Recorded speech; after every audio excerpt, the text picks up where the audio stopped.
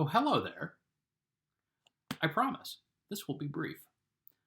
Last week, the theme of the week was language. You read two articles about language. One about the use of language on an Apache reservation in the 1970s, and another article about some of the differences in speaking styles between men and women in the United States. And I asked you to write some questions about that. This week, the fieldwork assignment is for you to think about how you use language in the culture that you're representing. So you'll remember, of course, that culture are beliefs and practices that are learned, shared, patterned, adaptive, and symbolic. Language is absolutely a cultural practice. It's learned.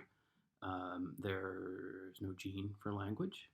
It is shared. It only works if speaker and listener understand the language. It's patterned. People speak different languages in different places, obviously. They also speak language in different ways, in different settings. And that's the topic of this assignment that I'll get back to. Language is adaptive. It allows humans to get by in the world in a way that no other animal does. I think there's a strong argument to be made that it was a capacity that allowed humans to expand around the world as a species, to be able to plan, to think about the past, to think about the future, to reflect on the past. We're able to do things with human language that other animals cannot do with their systems of communication, which can be quite sophisticated, but they are not fully symbolic the way that ours is. And that's maybe the most important aspect of human language for now. For the purposes of this assignment, is that it is symbolic. The sounds that are coming out of my mouth right now have no connection to they have no necessary connection to the thoughts that are being expressed. The sounds are symbolic of thoughts, and because we share an understanding of how our language works, we can communicate in that way. But we use language in very different ways in different settings. So an example that we would have talked about in class last week, which would have been kind of fun, would be to brainstorm all the different ways you can talk about going to the bathroom. You see a theme here with the toilet paper, and the bathroom as an example. A habitus is just so down to earth and real because it's something that all humans do, but we do it in different ways. And we do it in different ways in different settings. So imagine you're in a classroom and nature calls. How might you express that request? If the teacher is one of those kind of teachers that would call you out if you just stood up and walked out. You might say, "May I please go to the bathroom? May I please go to the restroom?" Something like that. Alternatively, if you're with your friends and you're at a party, you might say, "I'm going to take a leak. I got to take a shit." Something like that. Very different tones, styles of speech.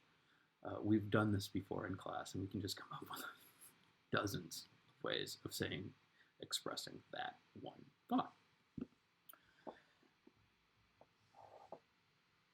Language also varies in the way in which we use particular words.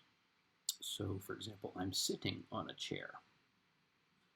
The head director of an academic department at a college or university is also a chair. So currently, I am the chair of anthropology and sociology. So I'm a chair, and I'm sitting on a chair. That word, because language is symbolic, can have many different meanings. You might not have known or been familiar with that use of the word chair in that way to mean a director of a program. We could go on and on and on. So, for example, I do my research in India. And I spend most of my time among English speakers. English is it's an official language of India. It's been spoken there since the 18th century. But it's much more British in style. but it's British in style that is then developed in its own way.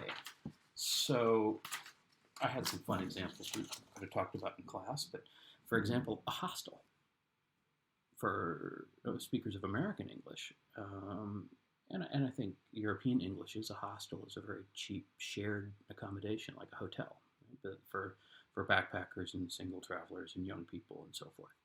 In India, a hostel is a dormitory. They just don't use the word dormitory. Here, if you rent a place to live that's in a building with a multi-unit building, you rented an apartment. In India, and I think this is true in Britain as well, you would rent a flat. When you here, we would say we're moving into a new apartment. There, we might say we're shifting to a new flat. You see, same words, or same meanings, different words in English. And that's exactly the kind of thing that I want you to think about in the culture that you are representing for the Fieldwork project. How do you use language? What are some distinctive ways in which you do it? I'm going to pause now and skip to the assignment. There we are. The fieldwork assignment, virtual fieldwork assignment among the Noi'bla language. You can read this. I'm not going to read it out loud. But in the culture that you are representing in the fieldwork project that you're going to be writing about, that you introduced me to last class, what kinds of things do you talk about? What kinds of things do you not talk about? I'm not going to say too much more about this because I'd like you to think about it. Really reflect about how, when you interact with other members of that culture, what are the topics of conversation? And then second, what are 3 distinctive words, phrases, or metaphors used by the members of your community that other outsiders might not understand? And when anthropologists pay close attention to the way that language is used by a culture, it becomes an important part of their ethnography. Eventually, at the end of the semester, you'll be writing an ethnography based upon these fieldwork assignments, and I will ask you to reflect on language. So this is an assignment for you to do that. You will submit it here, just like you did the last one. It's a 10-point assignment. There will be 5 of these assignments that will take you about half, that will account for half of the points in the fieldwork project. I'm going to switch back now and say, happy thinking about language.